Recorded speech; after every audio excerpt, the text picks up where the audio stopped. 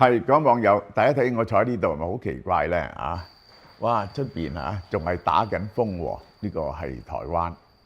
咁10月31號打風嚇，我都要講嘅呢個題目先嘅，即係呢個係秋季嘅颱風嚇，但呢個係個超級颱風喺呢一個花蓮嗰度登陸。咁我就琴日都知道今日會放假㗎啦。其實而家嗰啲呢啲咁嘅預測咧係非常之準確嘅。唔係學以前咁斷估嘅，因為兩個 factor， 一個 factor 咧就人造衛星咧係睇到好實個颱風喺邊。第二咧就係嗰啲電腦啊嘅計算力好犀利，模擬嘅 pattern 咧係做出嚟嘅 prediction 咧基本上係非常之準確嘅。而家嘅天氣預報咧都係咁，咁就嚟緊仲犀利啦，即係用埋 AI 去 predict 更加犀利啦。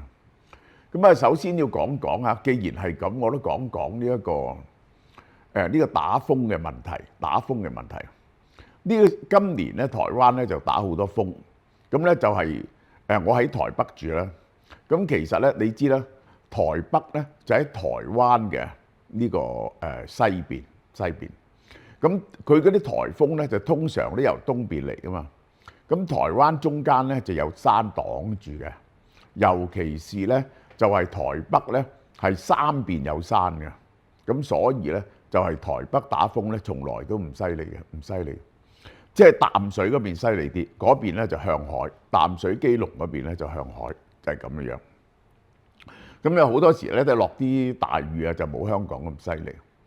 咁去到呢度啊，呢個10月31號嚇，佢哋話呢個係秋天嘅颱風，佢話唔係秋天嘅颱風，係夏天嘅颱風。而明明係呢個秋天嚟喎，而家點解話夏天嘅颱風咧？即係咁。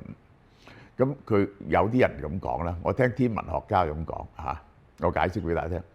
佢話秋天嘅颱風同夏天嘅颱風咧係有佢嘅嚴謹嘅定義嘅，唔係幾時發生嘅。因為大多數嘅秋天嘅颱風咧都係喺呢一個宮古海峽、巴士海峽之間產生嗰啲，就係秋天嘅颱風。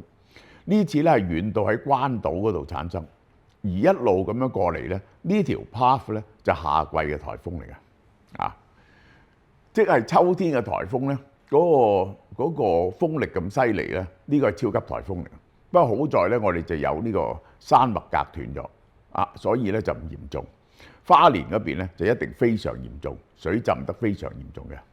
好啦，第二，點解今年係特別多風嘅？咁就係今年嚇呢個係聖女嬰現象。咁我首先要解釋一下，我以前已經講過呢個聖嬰現象同聖女嬰現象嚇係英國嘅一個軍官嚇一個上校喺緬甸發現，即係個地球嘅氣候咧原來聯繫起上嚟。簡單啲嚟講，佢見到4、5年咧就有一次嘅天氣出現異常嘅情況，咁佢搜集世界嘅天氣就終於係明白咗呢樣嘢。所謂嘅其實咧，呢個牽涉到東太平洋同西太平洋嗰個海水嘅溫度問題。平時咧就係夏天嗰時咧，就係西太平洋東南亞呢邊咧嗰個海水咧就係個溫度高嘅。咁於是嗰個環流咧就咁樣喺呢度咧就流翻嚟，嗰啲風咧就吹翻嚟。咁呢個西太平洋嘅能量大啊，個能量大，所以咧西太平洋咧就有好多颱風。嗰啲海風由嗰啲濕氣由呢度吹過嚟咧，就東太平洋南美呢度咧就乾旱嘅。但係呢個環流咁樣上咧，就將嗰啲沉積物帶落嚟，就好多魚嘅。嗰啲海獅咧就喺呢度食啲魚嘅。呢邊咧就唔會落雨嘅。聖嬰現象咧就係東太平洋嘅溫度比較高，於是咧嗰啲風就咁吹，呢一個向上嘅環流咧就停咗，一停咗就大鑊。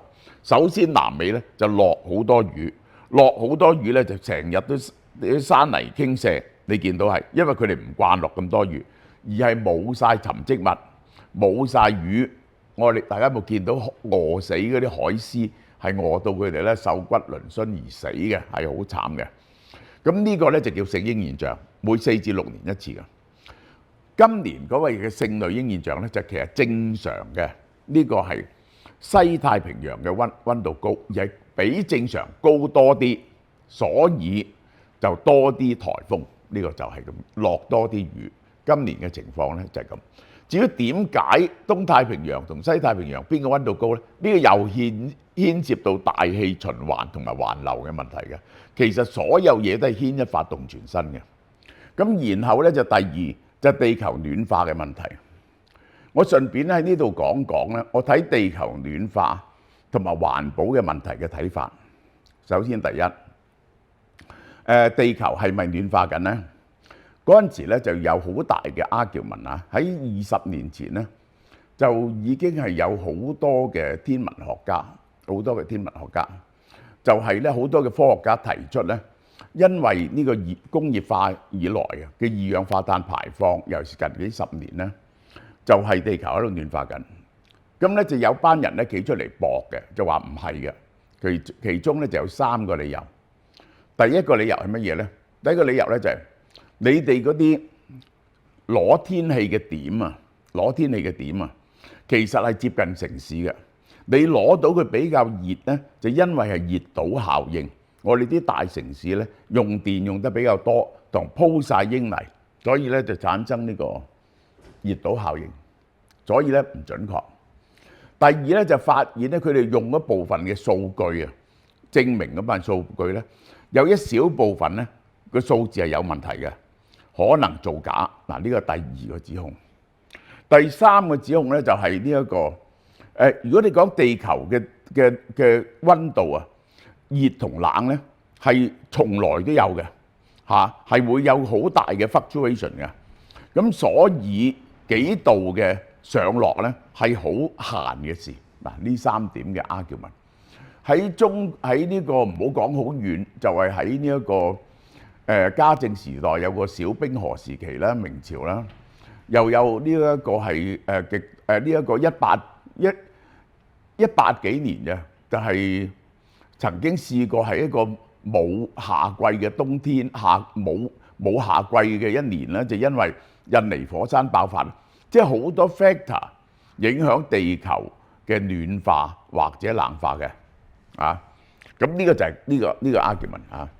咁但係呢啲 argument 咧，而家逐漸咧就係即係好多有啲破解咗啦，有啲咧就係我可以答啦。其中一點就係咁嘅。而家咧度個地球嘅溫度咧係不能否認嘅。而家咧就係用人造衛星照住個用人造衛星睇地球，用紅外線嚟到計整個地球嘅溫度。咁樣咧係全面性嘅，咁證明咗咧地球真係喺度加熱緊，呢個第一點。第二就係呢一個古代係唔係有嗰啲呢個天氣嘅 fluctuation 好大咧？係，呢個係。咁但係嗰啲唔係人工做出嚟嘅，我哋亦都冇辦法去應對。咁呢一個咧就係。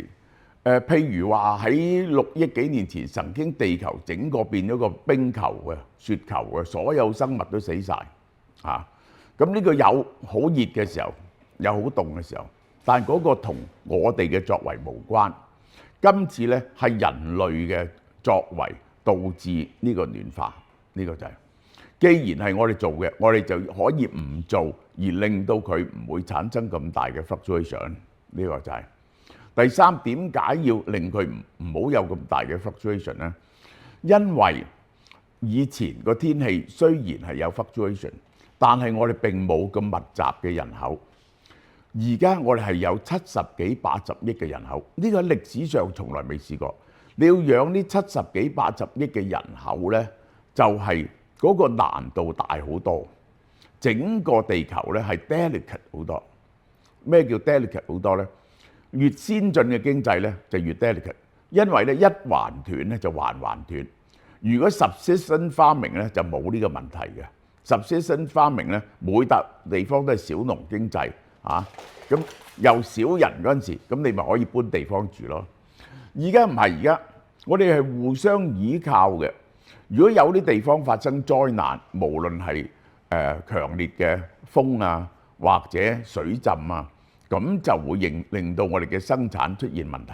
好啦，仲有一點係我哋從來未曾試過咁多人係喺海濱度居住嘅。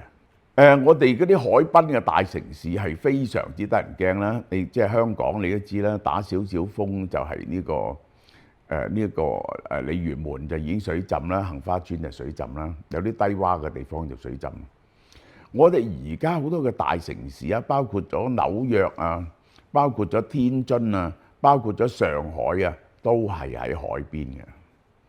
而咧係因為我哋咧住喺海邊咧，就係容易運輸啊嘛，運貨容易啊嘛，經濟發達啊嘛。呢啲咁經濟發達嘅係喺海邊，而喺海邊咧，如果嗰個地球再暖化，嗰啲冰山係融嗰刻咧，只要上升呢一個10零20尺、20、30尺咧，就係浸咗好多嘅地方啊！咁呢一個嘅損失咧係非常之嚴重嘅嚇。咁呢一個咧就係，所以我係贊成，即係呢個係喺冇得 dispute 嘅數據下邊咧，你係要減用呢個化石燃料嘅，你係要減用化石燃料嘅。咁好啦，尤其是咧，以前咧就話減用化石燃料咧係要付出極大嘅代價，但係今日咧已經唔係，因為咧而家已經證明咗呢個用光伏板發電同埋係用呢個風力發電係比用煤炭發電咧係更加平。只不過咧就係煤炭發電咧，你只要運嗰啲煤炭，你可以喺任何地方發電。呢一個 solar panel 咧，同埋光伏板咧，你就要就有風同太陽多嘅地方發電，而佢係唔係咁 consistent 嘅？即係咧，太陽日頭有，夜晚冇啦，有時有風，有時冇風啦。咁於是就產生咗一個問題咧，就運呢個電力嘅問題。呢個電力嘅運輸個電力網絡咧，起一個龐大嘅電力網絡咧係好貴，唔係唔能夠克服。係數以萬億計嘅事，呢一個係嚇。今日嘅科技啊，如果用第3代半導體嚟到處理增壓同埋減壓嘅問題咧，就係呢一個，就係咧，就係做得到嘅。但係個成本都相當貴，個 infrastructure 咧就相當貴。咁第二個方法就係點咧？第二個方法就係儲能啦。呢個就係 Tesla 做緊嘅嘢嚇。咁你如果係有好平嘅方法，將嗰啲佢發動好多電嗰時，你將佢儲起上嚟，喺冇電嗰時咧就愛嚟用翻。咁咧就係或者就係喺呢個用電多嘅時候，譬如我哋開冷氣多嘅時候，咁咧就係用多啲電。咁咧就係夜晚瞓晒覺嗰時咧就儲埋啲電輸翻轉頭。咁呢啲都係解答嘅方法，呢啲係解答方法。好啦，咁另外咧我就覺得咧，就係而家要做環保係比以前係容易好多同合理好多嘅。喺呢個時候咧，你話做翻呢一個，哇好大風啊！你睇幾犀利，有啲風。呢一個喺呢個時候咧，亦都有啲用小型核電咧係合理嘅啊。但你話如果要用翻大量用翻煤炭或者化石燃料咧，呢個係完全唔合理嘅事啦。咁另外講開又講啦，我係贊成咧就係即係我應該身體力行，食少啲牛肉。世界上最唔環保嘅其中一樣嘢咧就係食牛肉。嗰個牛嗰個飼料轉化率咧係好低嘅，差唔多成10斤飼料先產生到1斤肉。啊，咁啊食多啲蔬菜對健康好啦。食多啲雞鴨就對健康好啦。雞咧只不過係要斤幾兩斤飼料就轉化1斤肉。即係同樣嚟講啊，如果係食雞咧，你就係可以咧，就係呢個世界咧就係好多田地啊，係變翻可以做樹林。因為咧你唔需要咁多飼料，好多嘅生產穀物咧都係因為要做飼料，尤其是玉米同埋大豆。大部分好大部分都係愛嚟做飼料，呢個係嚇。咁而且牛嘅屁咧係非常嚴重嘅。澳洲最大嘅污染咧就係牛放屁呢個甲烷嘅問題。甲烷嗰個溫室效應係比二氧化碳大5倍咁大鑊嘅，呢一個係嚇。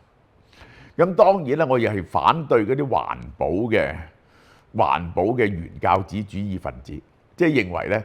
最好咧就係少啲人啊，唔好生仔啊，或者呢一個係咁個地球對個地球好啲，我係唔知道乜嘢叫對個地球好啲。個地球點解會衰啲？個地球咧原本咧係一個完全冇生物嘅嘢嚟嘅，係一個地獄嚟嘅。我哋38億地球年嘅地球咧，有廿幾億咧係個地球，係一個地獄嚟嘅。係呢5億幾咧先有複雜，5億幾年咧先有複雜啲嘅生物嘅啫。而且大部分時間咧都係即係都係咧有5、6次嘅大滅絕嘅種族嘅大滅絕。呢個就係個真實嘅情況。地球乜嘢叫地球好啲咧？地球冇乜嘢叫好啲衰啲，地球就一樣咁樣嘅嘢。有冇生物對地球都唔會好啲衰啲。嗰啲生物又隨時會滅絕嘅喺呢個大自然嘅環境入邊。而我哋只係用一樣嘢嚟去度點樣叫地球好啲呢？就係人類喺呢度係唔係有個 sustainable life， 一個可持續嘅生命？即係你過啲生活呢，原來呢就好 Q 敗家嘅，出年呢就支持唔到嘅。咁呢個嗰啲人係撲街冚家產。即係我哋要過啲生活呢，係養到地球嘅 biological diversity， 呢個生物嘅多樣性。個生物嘅多樣性係對人類有益，而到最後個基礎都係所有嘢都係為咗對人類有利而存在，係冇一樣嘢叫做為地球有利而存在嘅，好嘛？俏貓貓11月門市優惠1號到30號 FormBio 獵戶素守護男人嘅2大底線髮線同前列腺，佢嘅黃金配方就係鋸葉棕櫚，含有月桂酸、菠菜素、茄紅素、硒、鋅、維他命 B3、維他命 B6， 能夠發揮最大嘅功效。2016年一項研究肯定咗口服鋸棕櫚嘅防脫髮效果，仲可以保護獵戶線嘅健康，增加使卵子受精嘅機會。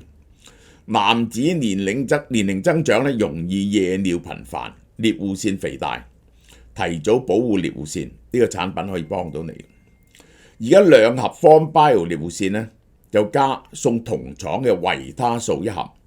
男同女體質有分別，再分為男嘅維他命有13種維他命同6種人體需要嘅礦物。而家係送男嘅維他命原價498蚊，而家只係348蚊啫。